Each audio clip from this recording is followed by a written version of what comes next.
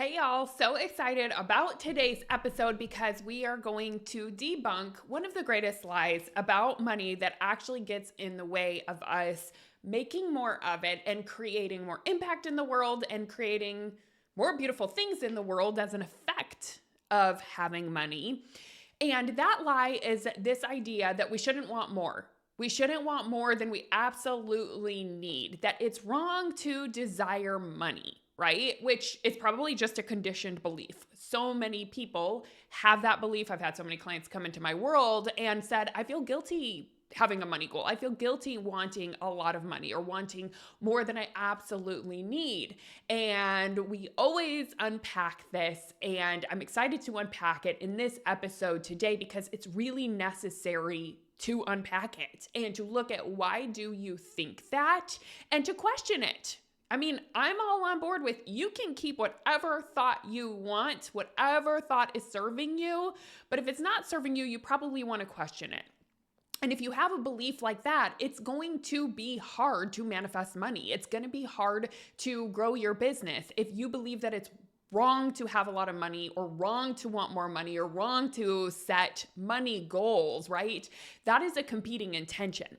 And oftentimes when we are not hitting money goals or when we are struggling with a certain area of our life or certain, manifestation that we're trying to call in, what I oftentimes see is that there are what I call competing intentions, meaning we have one intention, but then we have another one that is completely competing with it. So for example, we might have one intention to have $1 million business, right? But then maybe there's another intention, which is subconscious, maybe not quite as strong or loud, but it's in the back of your mind saying, but it's wrong to want that much money.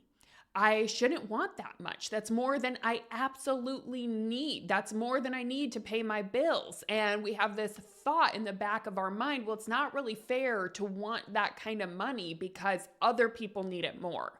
So if that's you, you definitely want to listen to this episode because that kind of competing intention will block the manifestation from happening, whether that's $1 million, whether that's $100,000, or whether it's, whatever number it is, it doesn't matter.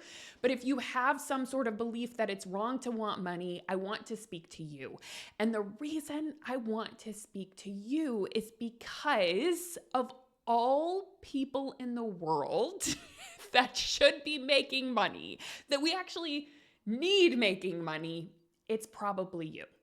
Because if you are concerned about wanting more money because you are an empathetic person, you are a kind person, you're thinking that if you have more, others are going to have less, that is coming from a place of kindness and compassion and love and empathy. It's coming from the right place. I'm not saying it's true in terms of how money works, but it means you are an empathetic, kind being. And that is the exact type of person that I think should be making more money.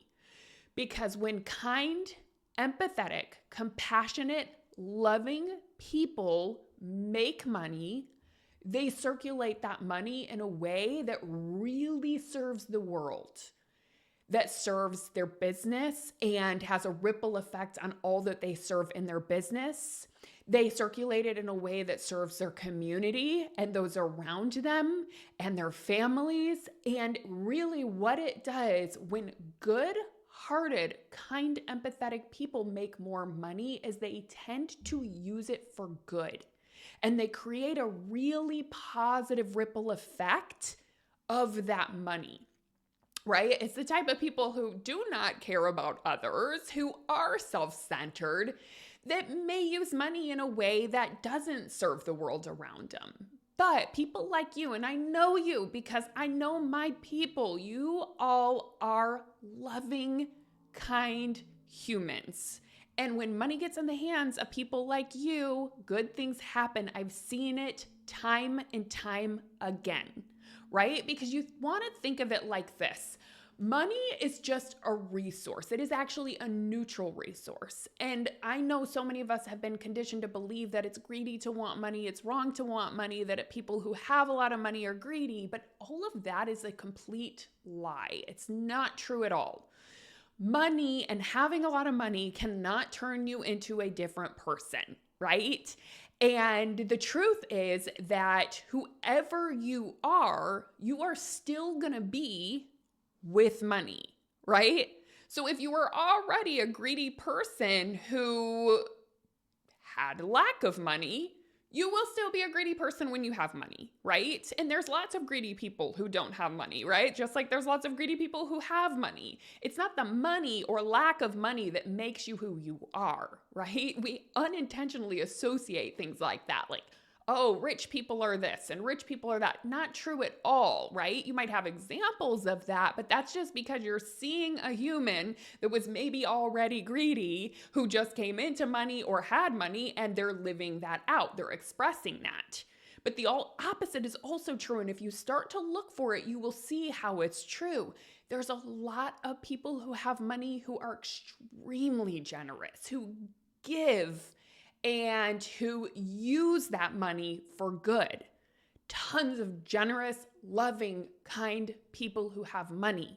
Just like there's tons of loving, kind, generous people who have a lack of money, who have less than, right? It is not money that makes you who you are. It doesn't build any characteristics within you. It's just a number. It's just a resource. So if you are already a kind person, you are going to be a kind person with the resource of wealth, with the resource of money, right? Money is like Wi-Fi. If you think about Wi-Fi, Wi-Fi is a resource. It's something that we can connect to, plug into, and use. You can use Wi-Fi for beautiful things. You can use it to write books, to express yourself, to share beauty with the world, to connect with other people, right? Think of all the beautiful things that we can do in this world as an effect of having Wi-Fi, which is a resource.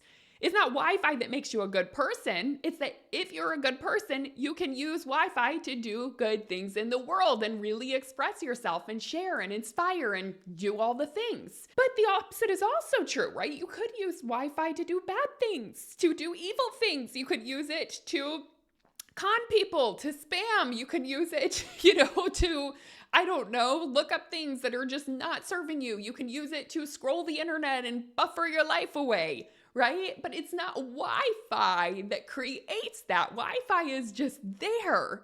It's the person tapping into the Wi-Fi that decides, do I want to use it for good? Or do I want to use it for something that's negative and not serving me?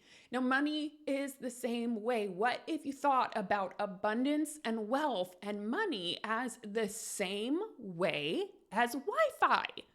It's just if you have access to it, you can use it in whatever way you want. You can use it for good. You can use it for beauty. You can use it to serve. You can use it to be generous. You can use it to impact. You can give to causes that matter, right? And you can use it for yourself too, to fulfill yourself, fill your cup, right?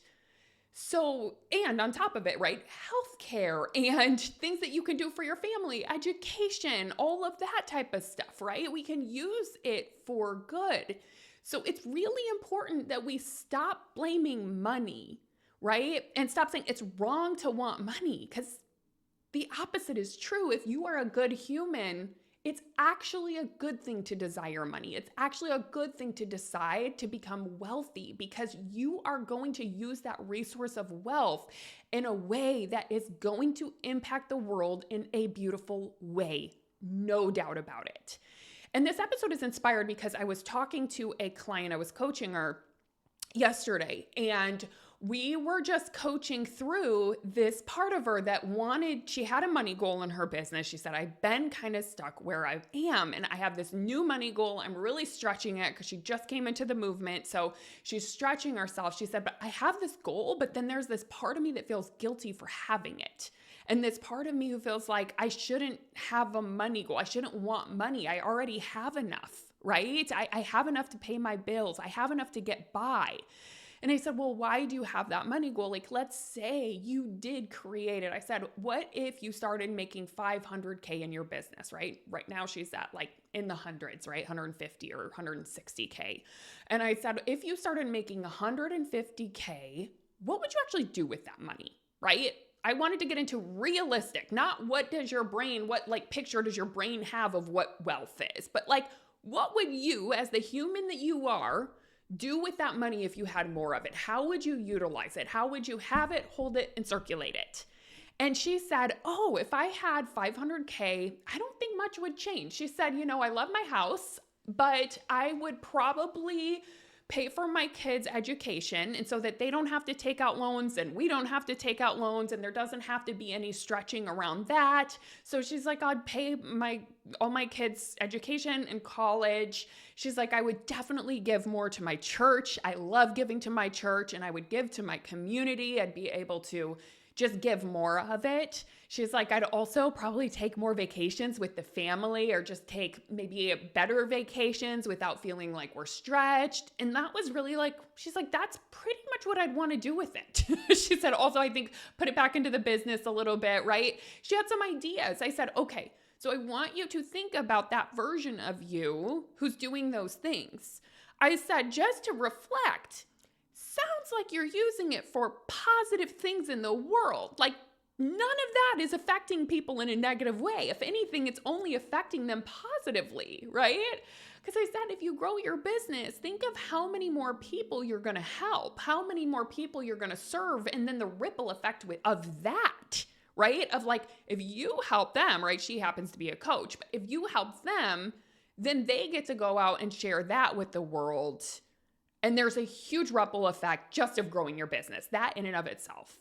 And I said, and think about what your church would do with that money, right? What is the church actually going to do with it? What would change? She was thinking about all the beautiful things that the church could do to help serve the community, right? I'm like, yeah, that doesn't seem like something you should probably feel guilty about, right? Then I said, and vacations, taking nice vacations. She was a little stuck. She's like, I don't know how that's a good thing. I said, I will tell you how. I will tell you how. I said, I have had my place in Maui for the past 2.5 years or 2 years, something like that. And I have seen what has happened as tourism stopped, right? Because they had the wildfires that happened and tourism was way, way down. And I saw what happened as an effect of that. People were like, tourists, please come back. Please come to Maui. It serves because that money circulates to the entire community. To wherever you travel, that money is circulating. You're going to be able to tip people, right? You're going to tip the servers, the housekeepers, the people at the hotels. You're going to be able to go on excursions, and that supports the community, right? So when tourism's down, this is not a good thing for areas that rely on tourism. So she was like, oh, you're right about that. I was saying, I've seen this firsthand because with tourism going down that year after the wildfires, many people had to move off the island. They couldn't get by because they relied on tourism, right? I have seen people who work at hotels, things like that. Like that money that is circulated as an effect of you making more money, bringing that into communities, bringing that into areas that rely on tourism, it's only helping the economy. It's circulating, right? And so it kind of opened her eyes because she realized, oh, I think I had this idea of what wealthy would be, as if I'd be this entitled person walking around and everyone would hate me and everyone would judge me. And the reality of it is that's not true, right? So that is why I wanted to offer this to you, is to think about what would the wealthy version of you actually do if you let yourself have more money.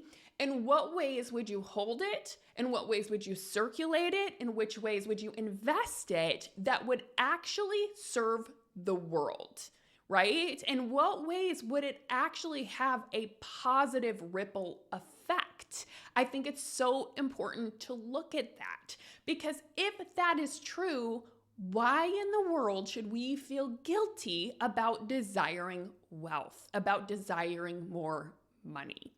And I know this point comes a lot, and people will say, well, Jamie, here's why we should feel guilty about it.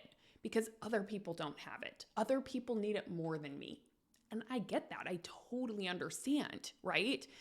But this is coming from the wrong place. What we're essentially saying there is that if I have less, others will have more, right? If I shrink myself and I don't let myself create wealth, well, then that person down the street who has less is going to make more. Is that going to happen though? We have to question that. Like, does that actually work that way?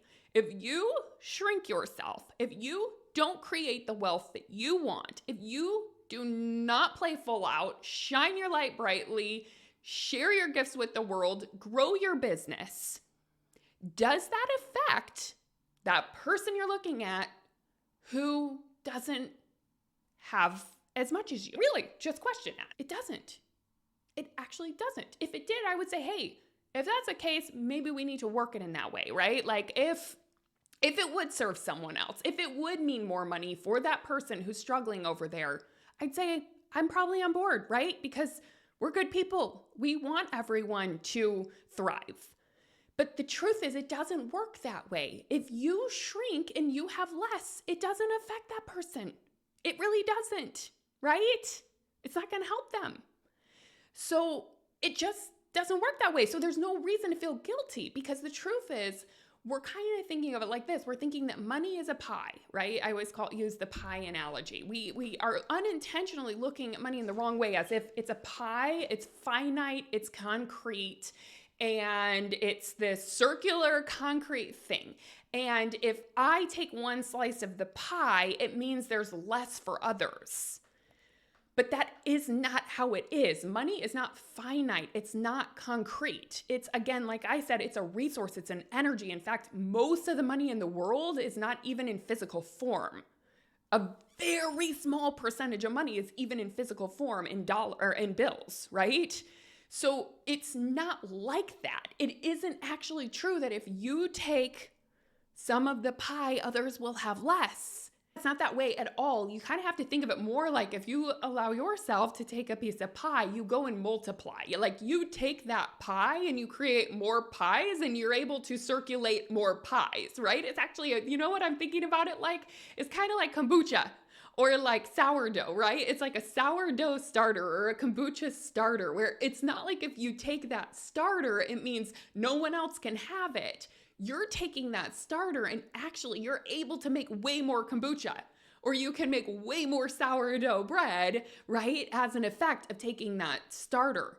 That is actually how money is, right? Because if you do allow yourself to create more wealth, you can circulate more wealth. You can create more abundance. You can actually create more jobs for others, and I've seen this firsthand. When I barely had any money, I could not be generous. I could not give to causes that matter to me. I could not hire help. Right? I could not hire support. I could not hire team members. I really had to keep every bit of money that I had.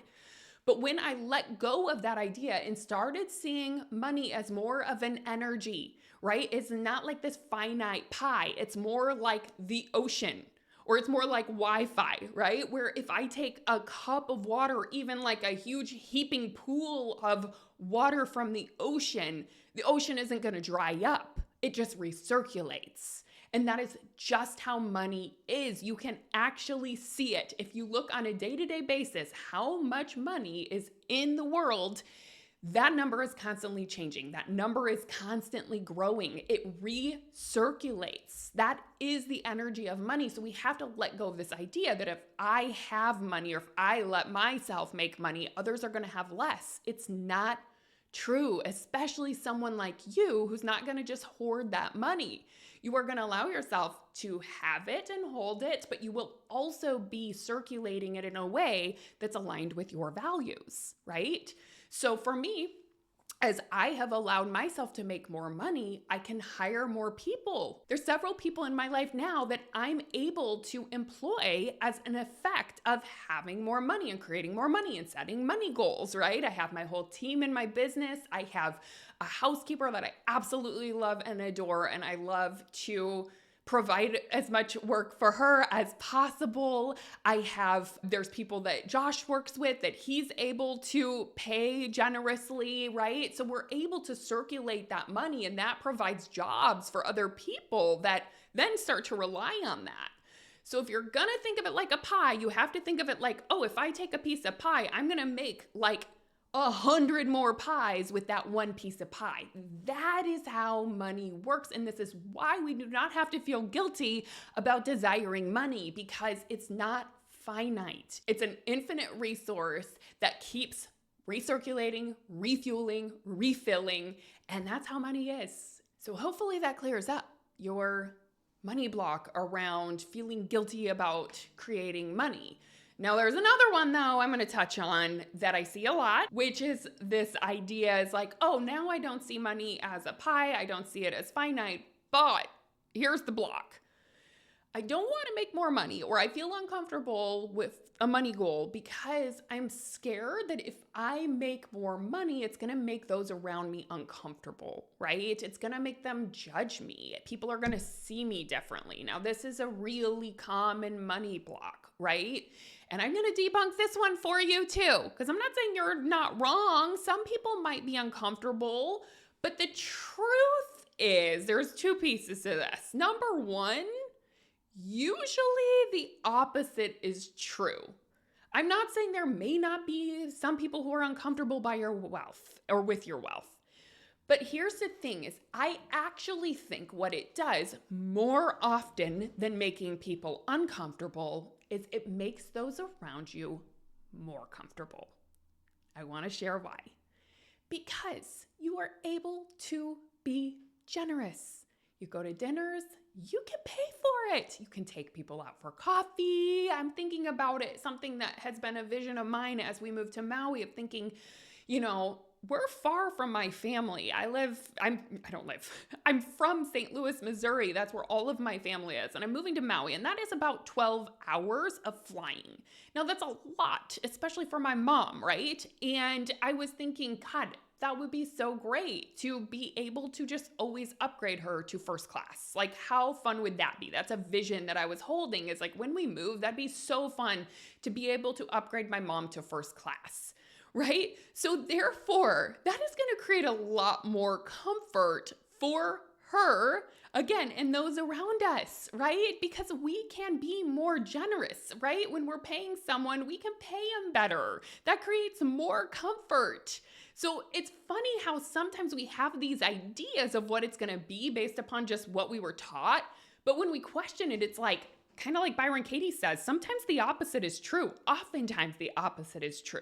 So what if you having more money allows for people to be more comfortable? For example, like my client, she said, well, if I make more money, I could pay for my kids' education. They won't have to take out a bunch of loans, which is amazing because then they don't have to worry about that. They can put all of their energy and intention and consciousness and all the things into building up a new career. They don't have to worry about, oh, in 6 months, I'm going to have to, start paying off these loans. Like, how amazing is that? It creates not discomfort. And again, if there are people that it makes uncomfortable that you're thriving and creating wealth, you have to understand it through the context of that's their stuff. That's because they might have grown up with ideas of scarcity, with ideas that money is finite, that people shouldn't have money, it's wrong to not want money, and that's their stuff. It doesn't make them wrong, it's their stuff. And do you want to live your whole life around not hitting up against their stuff that they have to work with, right? So you just have to ask yourself, is it worth it to shrink myself so that I don't hit up against other people's stuff? The answer is probably not. And what you will probably find, because I have helped lots of people step into wealth, and I have rarely seen where these kind of fears actually play out. Because again, like I said, the opposite is usually true. People are usually blown away at what kind of support they have around them as they grow their business, as they step into wealth. They're usually, I would say the norm is probably more so that the people around them become inspired versus envious. That's typically the norm of what I see. And I've seen a lot of this. I have seen a lot of people shift into wealth, step into that identity, start making more money. And I really can't say I've ever seen someone who it's taken down or created negative things in their life. right? Because they do it in a conscious way and they're doing it with love and they're doing it as the person they already are. And like I said, I attract good people. I know you're a good person if you're listening to this podcast. So it's only going to have a positive effect on the world. What if that were true? And what if you desiring more money is only going to create good? Now, I have a little homework assignment for you if you're open to it, especially if this is some area that you've been kind of stuck on. And that assignment is to literally write down what are the effects of your business, your community, of the world, and your family and loved ones. If you allow yourself to have more money, how is that going to impact those people and those things? What is going to be the effect of the you, the human you who has that quality of loving, kind, compassionate, empathetic? How is that going to impact the world around you? What kind of good will you be able to do in the world as an effect of having big money, right? Okay, I hope this was helpful. I'm so excited to hear if this created a shift for you. This might be an episode you want to listen to a couple times, especially if you are someone who has felt guilty about money in the past or about the idea of having money goals. All right, my friends, for those of you who are tuning in, who are loving, caring, compassionate, and empathetic, happy manifesting. Let's make a lot of money and let's create positive effects in the world as an effect of that.